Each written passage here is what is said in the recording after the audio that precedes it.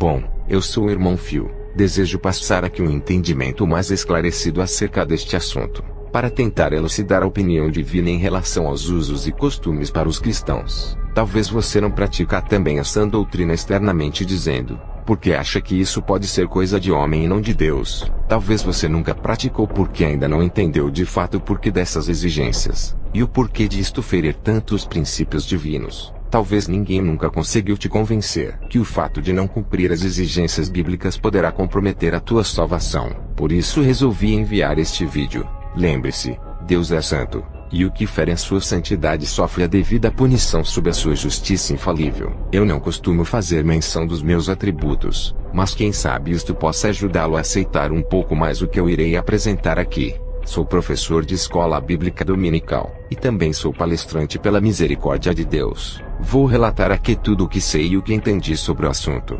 levando em consideração o ponto de vista alheio, pois entendo que fica difícil aceitar algo sem primeiro entender. Vamos tentar enxergar tudo pelos olhos de Deus aqui nesta breve analogia. Primeiro devo dizer-lhe que nós não precisamos entender nada da parte de Deus para então executar. Ele é Deus e manda. Nós somos filhos e obedecemos. O simples fato de sabermos que algumas práticas desagradam a Deus já é o suficiente para não praticarmos tais coisas. Se você fosse bem menos cheio de dúvidas e cresce cegamente no teu Deus, só de ele dizer que não quer um tipo de coisa para a tua vida, você entenderia e pronto.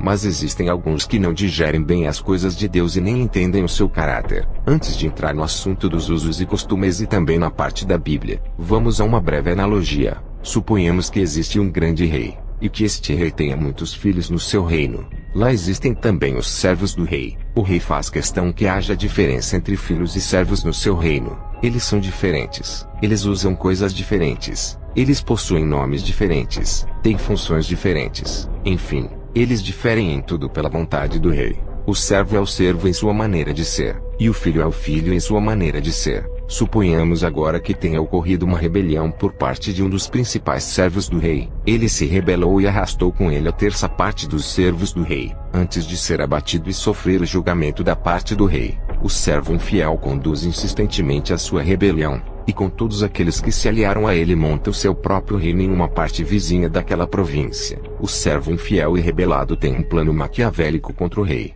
Ele decide que não irá guerrear contra o rei com escudos e espadas. Ele irá tentar desfazer o reino do bom rei através da persuasão verbal. Ele treina todos os seus aliados e os envia a missão de convencer os filhos do rei a passarem para o seu lado, incrivelmente sem precisar sair do território do rei. Para fazer isto é só fazer o seguinte: é só se vestirem como o servo rebelde se veste. É só falar como ele fala, usar as mesmas coisas que ele costuma usar. É só fazerem as mesmas obras que levam seu nome e muito mais. Por fim, o servo rebelado e malvado consegue convencer uma boa parte dos filhos do rei a serem como ele é em sua maneira de ser, fazendo com que eles tenham os mesmos gostos que ele tem em tudo. Ou seja, ele conseguiu realizar um protesto generalizado contra todos os padrões do rei, inserindo a sua identidade de forma indireta naquele reino, através dos filhos do rei que ele transformou em mulas para transportarem a sua imagem. Na verdade, ele criou um sistema de reprodução de sua própria imagem no território do seu inimigo, o rei, só para afrontá-lo. Espero que você tenha entendido essa história. No livro de Ezequiel, capítulo de número 28, a Bíblia nos diz sobre algumas características de Lúcifer antes de sua rebelião contra Deus. Lúcifer era adornado com pedras preciosas, e era um extremo em formosura e perfeição. Essa era sua forma original. É preciso entender que os homens e mulheres não têm gostos por pendurarem ouro e prata pelo corpo por acaso. Eles são incitados por seres das trevas que outrora foram anjos no reino de Deus. Estes desejam criar nos seres humanos um tipo de projeção da imagem de Satã, seu chefe. Isto vale para quem se adorna com todos os tipos de metais e joias. Porque Lúcifer era assim, os anjos também possuem aspectos diferentes, uns como relâmpago, outros como fogo, como água. Também possuem formas animalescas. Eles têm cores diferentes, cabelos diferenciados, fios cor de ouro, de prata e de cobre, branco resplandecente, azul celeste. Os anjos no seu estado original, antes de sua queda, possuíam todas essas características em sua essência e formas, em suas cores e artigos de uso pessoal. Creio que as pessoas do século presente, a sem Cristo que tem o mundo em seu coração, estão sendo incitadas para usarem como os anjos usam para assumirem a natureza deles. Existem anjos coloridos, Por isso as pinturas nas unhas e nos rostos das pessoas, anjos têm adornos e pedras preciosas pelo corpo, por isso as mulheres e até os homens têm gosto por estas coisas. Todas estão com seres malignos no plano de fundo de suas vidas. Elas são induzidas pelo diabo a se perverterem contra os padrões de ordem e santidade do Senhor Jesus. Pessoas que usam joias, maquiagens, tranças e pinturas nos cabelos, toda sorte de artifícios pendurados, as que trancam o corpo com cadeias em quaisquer partes do corpo,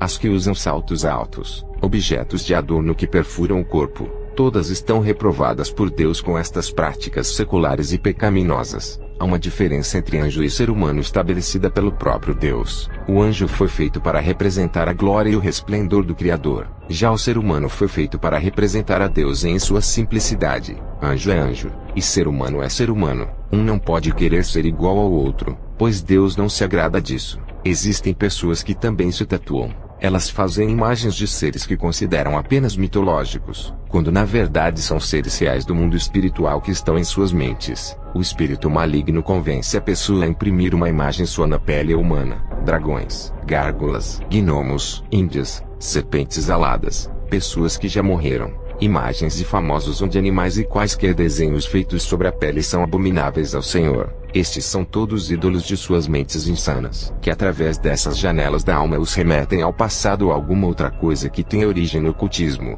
ou em superstições ensinadas por seus antepassados. Tudo tem origem no mundo espiritual, nos seus pecados e nas suas vaidades abomináveis ao Senhor, que é uma extensão do mal que nasceu no coração do seu mestre Satanás. Quando o crente se iguala a isso tomando apreço pelas coisas do presente século, não adiantará nada santificar-se por dentro apenas deixando por fazer o lado de fora, assim como também estão passíveis do juízo de Deus aqueles que só santificam o lado de fora ignorando o interior. Quem diz ser filho ou filha de Deus e usa as coisas do mundo, pertence ao dono das coisas do mundo e não a Deus. Tem casos em que a pessoa chega a tatuar 2 asas nas costas. Isto é uma referência direta ao anjo caído que está na vida dela. Talvez o anjo nem possui mais as asas de fato. Talvez foram arrancadas em batalhas espirituais, e acaba influenciando a pessoa a desenhá-las para tentar se ver naquele escravo que aquele anjo a possui. 1 Pedro 3,3 diz: o enfeite delas ou deles não seja o exterior, no frisado dos cabelos, no uso de joias de ouro,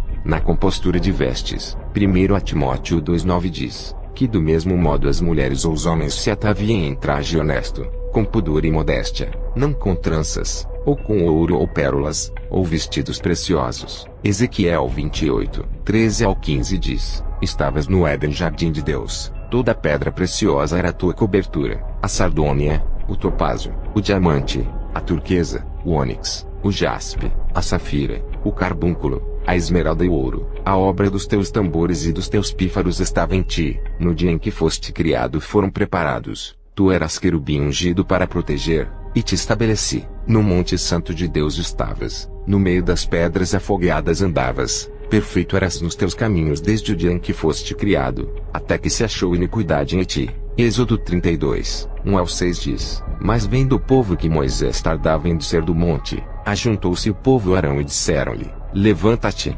faze-nos deuses que vão adiante de nós, porque quanto a este Moisés, a este homem que nos tirou da terra do Egito, não sabemos o que lhe sucedeu. E Arão lhes disse: arrancai os pendentes de ouro que estão nas orelhas de vossas mulheres e de vossos filhos e de vossas filhas e trazemos. Então todo o povo arrancou os pendentes de ouro que estavam nas suas orelhas e os trouxeram a Arão. E ele os tomou das suas mãos e formou ouro com um buril, e fez dele um bezerro de fundição. Então disseram: estes são teus deuses, ó Israel, que te tiraram da terra do Egito. E Arão, vendo isso, edificou um altar diante dele. E Arão apregoou e disse: amanhã será festa ao Senhor. E no dia seguinte madrugaram e ofereceram holocaustos, e trouxeram ofertas pacíficas. E o povo assentou-se a comer e a beber.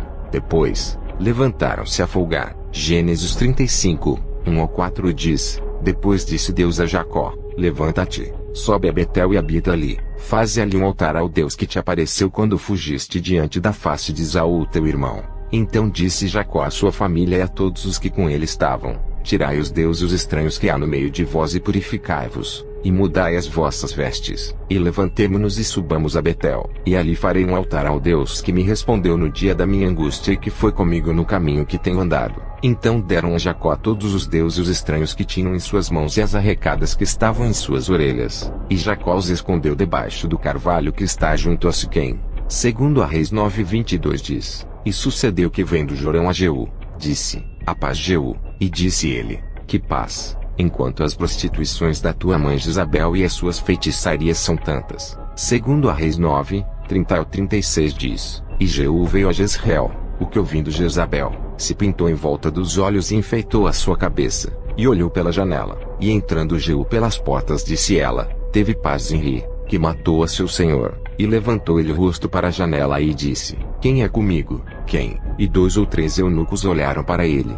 Então disse ele: Lançai-a de alto a baixo. E lançaram-na de alto a baixo, e foram salpicados com seu sangue a parede e os cavalos. E Jeú atropelou. Entrando ele, pois, e havendo comido e bebido, disse: Olhai por aquela maldita e sepultai-a, porque a filha de rei. E foram para sepultar, porém não acharam dela senão somente a caveira, e os pés, e as palmas das mãos. Então voltaram e lhe o fizeram saber, e ele disse: Esta é a palavra do Senhor, a qual falou pelo ministério de Elias o Tisbita, seu servo, dizendo: No pedaço do campo de Jezreel, os cães comerão a carne de Jezabel. Isaías 14:12-15 diz: Como caíste do céu, ó estrela da manhã, filha da alva, como foste lançado por terra, tu que debilitavas as nações, e tu dizias no teu coração: Eu subirei ao céu, e acima das estrelas de Deus exaltarei o meu trono, e no monte da congregação me assentarei, da banda dos lados do norte, subirei acima das mais altas nuvens e serei semelhante ao Altíssimo,